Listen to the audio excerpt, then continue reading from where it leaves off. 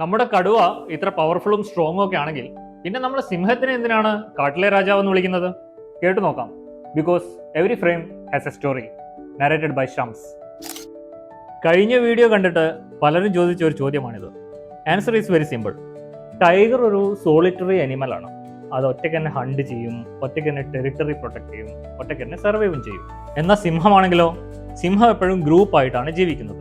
അത് ഹണ്ടിങ് ആണെങ്കിലും territory protection ആണെങ്കിലും കുഞ്ഞുങ്ങളെ വളർത്തുന്നതാണെങ്കിലും എല്ലാം അത് ഗ്രൂപ്പായിട്ടാണ് ചെയ്യുന്നത്. എന്നാൽ നമുക്ക് കാര്യത്തിലേക്ക് വരാം. ഈ കിങ് ഓഫ് ജംഗിൾ എന്ന് പറയുന്നത് ഒരു സയന്റിഫിക് റാങ്കിംഗ് ഒന്നുമല്ല, അതൊരു കൾച്ചറൽ ടൈറ്റിൽ മാത്രമാണ്.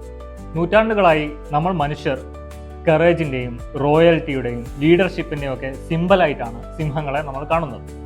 പിന്നെ ആ മെജസ്റ്റിക് മൈൻഡ്, നമ്മുടെ ആ ജഡയുണ്ടല്ലോ സിംഹത്തിൻ്റെ, അതും കൂടി കണ്ടപ്പോൾ ആളുകൾ അങ്ങനെ തന്നെ അങ്ങ് ഉറപ്പിച്ചു.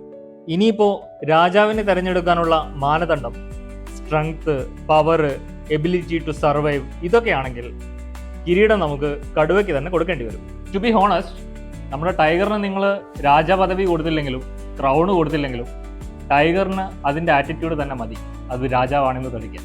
ഇനി നിങ്ങൾക്ക് എന്ത് തോന്നുന്നു? കടുവയുടെ ഇത്തരം പ്രത്യേകതകളൊക്കെ നിരീക്ഷിച്ച് നിങ്ങളുടെ അഭിപ്രായങ്ങളൊന്ന് കമൻ്റായി ഇടാമോ?